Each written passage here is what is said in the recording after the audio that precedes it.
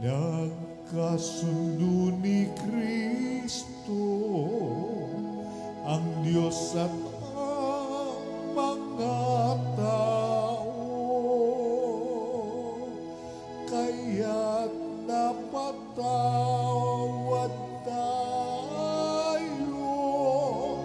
Hallelujah,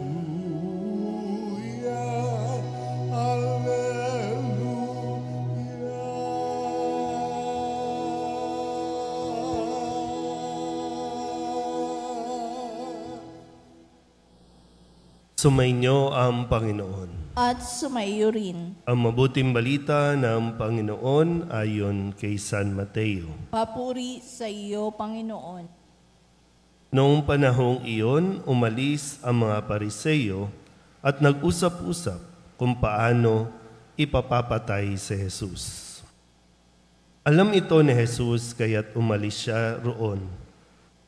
Maraming sumunod sa kanya at pinagaling niya ang lahat ng may sakit. Ngunit mahigpit niyang ipinagbilin sa kanila na huwag ipamamalita ang tungkol sa kanya. Nangyari ito upang matupad ang sinabi ni Propeta Isaías. Naririto ang lingkod ko na ako rin ang humirang. Minamahal ko ng labis, lubos kong kinalulugdan. Ang banal kong espiritu sa kanya ay ibibigay. Sa lahat ng mga bansa, ibabadhay katarungan. Hindi siya makikipagtalo, may hinahon kung mangusap. Ang tinig niya sa lansangay, tinig lamang na paanas. Hindi niya puputulin yaong tambong nakahapay, ni hindi rin papatayin ang umaandap na ilawan. Hanggang itong katarungay, mapagtagumpay niyang ganap, at ang pag-asa ng tao sa kanya ay ilalagak. Ang mabuting balita ng Panginoon. Pinupuri ka namin, Panginoong Jesucristo. Isang magandang umaga po sa inyong lahat. Ngayon po ay Sabado, huling araw ng ika-15 linggo sa karaniwang panahon. Atin po muling balikan ang mga mensahe na ibinigay sa atin ni Jesus sa atin pong mga binasa mga ebanghelyo nitong mga nakalipas na araw.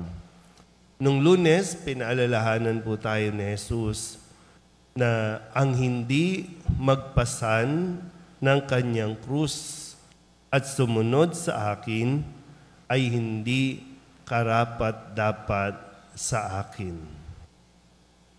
Walang susunod o sumusunod kay Kristo na ayaw ng krus. Pag sinabing krus, ito yung ating mga responsibilidad sa buhay. Ito yung ating mga pananagutan.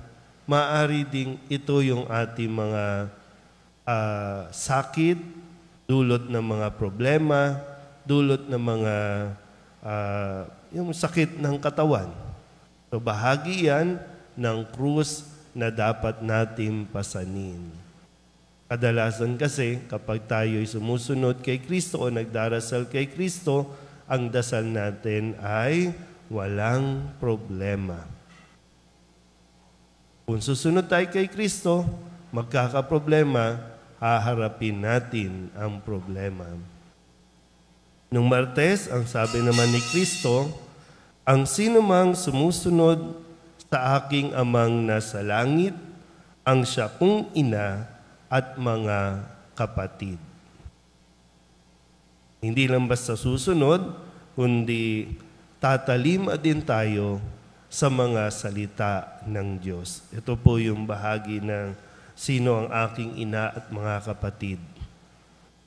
Gusto natin maging kapamilya ng ating Panginoon na tayo rin naman ay tinuturing niyang pamilya, pero yung magiging ugnayan natin para masabing tayo ay pamilya ay kung tayo ba ay nakikinig at nagsasabuhay ng mga salita ng Diyos. Nung Miyerkules ay pinaalala din sa atin na yung mga bagay na inililihim sa mga matatalino at marurunong ay inihayag sa mga may kaloobang tulad ng sa bata. Yung kalooban ng tulad ng sa bata, ibig sabihin niya yung laging may puwang sa ating pagkatao na mag-absorb at tumanggap ng salita mula sa ating Ama. Kasi yung hindi magandang aspeto ng pagtanda, no, habang tumatanda ay yung ayaw na nating makinig. Kasi gusto natin patunayan na kaya na natin. Nung Huwebes naman, ang sabi naman ni Kristo, pasanin ninyo ang aking pamatok at mag-aral kayo sa akin. Ito yung paanyaya ni Jesus na kung kayo'y napapagod, nabibigatan sa inyong pasanin, lumapit kayo at papahingahin ko kayo. At habang nagpapahinga, matuto tayo kay Kristo. Kahapon, pinaalala ulit sa atin na hindi sa mga pagsunod lang sa mga legality, hindi sa pagsunod lang sa mga ritual, hindi sa pagsunod lang ng mga tradisyon, kundi mas tinitingnan ng Diyos yung puso natin kung tayo ba ay nagiging mahabagin.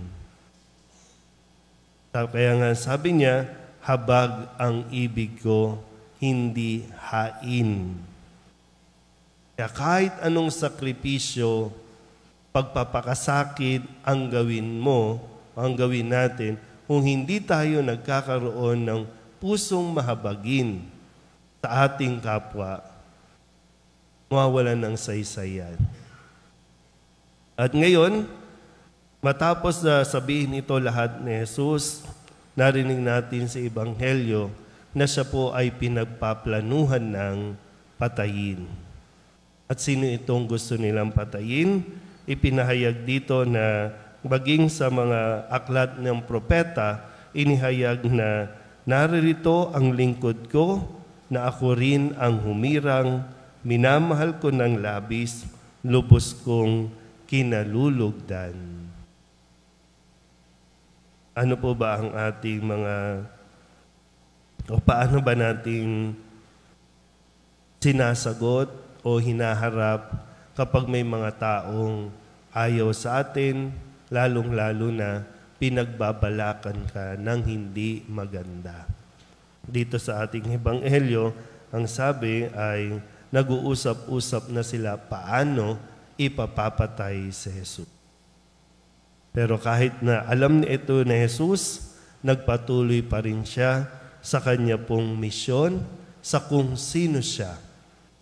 Kaya nga, sabi, ito yung lingkod ng Panginoon, na siya mismo ang humirang, at kahit na gawan siya ng hindi masama, siya po ay mananatili pa rin mahinahon, hindi makikipagtalo.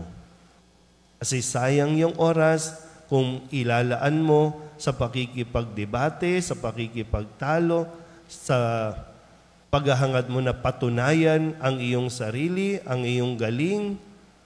Sa iba, sayang yung oras. Dahil marami ang higit na nangangailangang mapagaling, marami ang higit na nangangailangang makaunawa at makapakinig ng salita ng Diyos. Kaya mahalaga din po, kilalanin mo kung sino ka. Dahil kahit anong sabihin ng ibang tao, kung malinaw at matibay ang pagkilala mo sa iyong sarili, hindi ka nila maitutumba. Hindi ka panghihinaan kung yung foundation na pagkilala sa sarili, sino ang lumikha sa iyo, sino ang nakakakilala sa iyo, tsak magiging matibay ka kahit 1,000 tao pa ang gumagawa at nag-iisip ng masama sa iyo. Amen?